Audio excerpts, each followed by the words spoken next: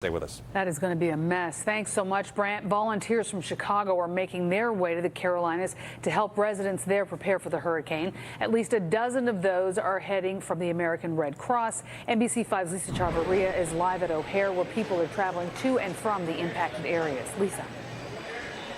Well, Marion, many people who are from the Carolinas say that they're planning on trying to get back before the hurricane hits so that way they can be with their families. For those who are in the path, there is help coming from right here in Chicago.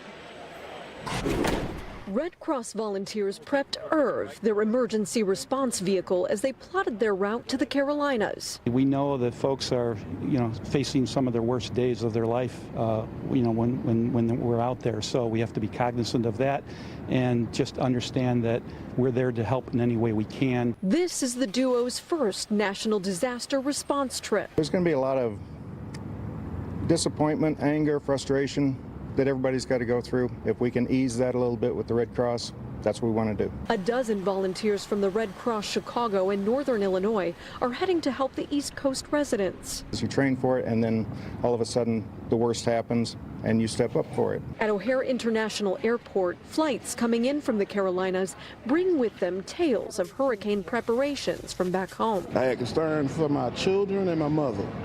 She's in the hospital, so I got to get back home. Cindy Miller is here on business, but she will be traveling back to another part of the East Coast, bracing for impact. I'm trying to get out first thing tomorrow morning to Richmond, Virginia.